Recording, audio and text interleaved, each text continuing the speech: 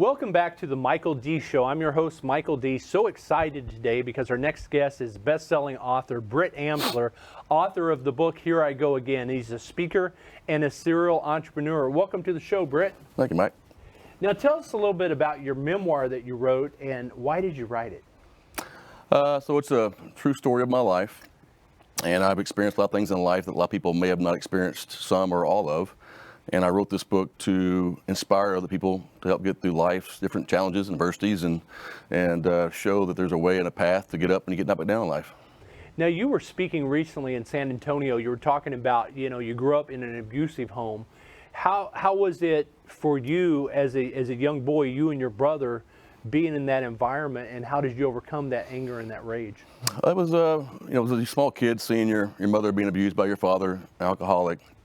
It was hard. You don't understand as a kid. And, I developed fear of my father. And as I got older, my parents split and life went on. My father disappeared in my life. I really worked hard to know that I didn't want to be like my father. So I worked very hard to deliver results to people that he did not deliver to us. And in doing so, when you grew up without a father, my grandfather was there for us a lot, but my mother and brother and I, we were real close. And then you learn as a young kid to be the man of the house. And there were tough times, but you get back up every day and you plow ahead and you lead the house. Now, you love the 80s rock and roll. That's kind of our era. And why the love and passion for music? What did the music do for you? You know, as a kid, about 13, I heard the song Loverboy. The band came out, Loverboy. And one of the songs, Hot Girls in Love, in 7th grade was kind of like, whoa. And I was like, out with the country, out with the Wranglers, out with the cowboy hat, in with the rock T-shirts and rock and roll. And you're from Texas, so yep. Hats and boots are a big thing. Yeah, so it became a big passion for me. And as I grew up in junior high and high school, all I wore every day to school was rock T-shirts. And I went to every concert, sometimes multiple nights in a row in different cities. And during that time, in my book, I developed the liking to be someone idolized a famous rock star, and that's who I wanted to be as a kid going through high school. How did you fund as a teenager all those trips to these concerts? Were you always entrepreneurial? I worked at a grocery store, and I made enough money to buy tickets. Of course, back then, tickets were like $19-20. That was a lot of money back then. I sat in the very back row just to get in. And I remember a kid, I had all these posters on my walls from the floor to the top around them. I remember my stepdad going, "Son, your mom are worried about you because you're not going on dates. You're going to concerts, Dallas, Shreveport, Bossier City. You're always just going show to show to show. Are you okay?" I'm like, I just love music. I can't play any instruments, but I love music, and it was just a passion, and it still is today. I saw Kiss last night. Wow. So. And here they are. And you're Here I Go Again is the name of the book.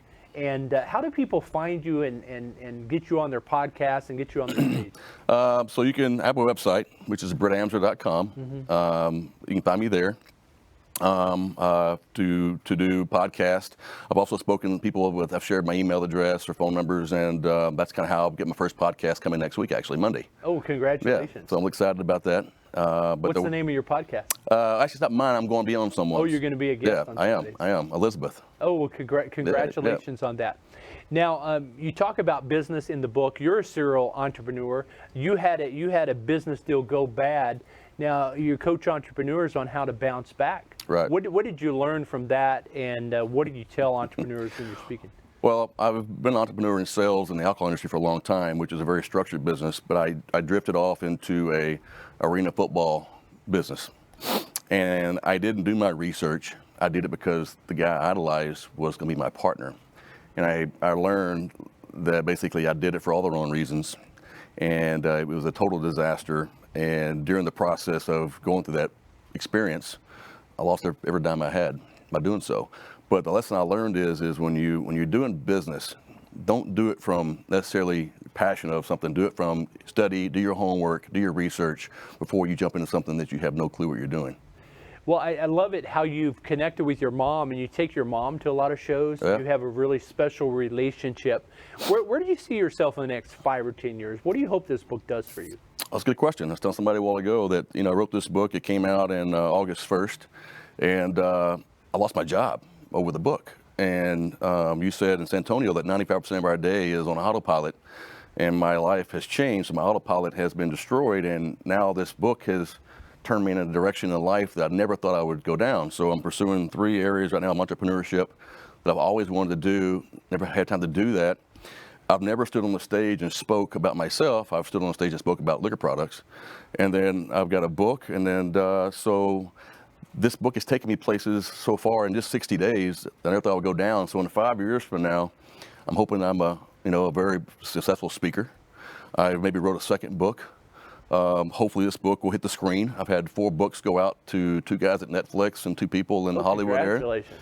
They're interested in it. So I'm thinking the next 5 years, this thing's going to take me to new places. I'm also working on this project right now with some friends that I've always wanted to start my own liquor brand. And it's coming to life right now, possibly.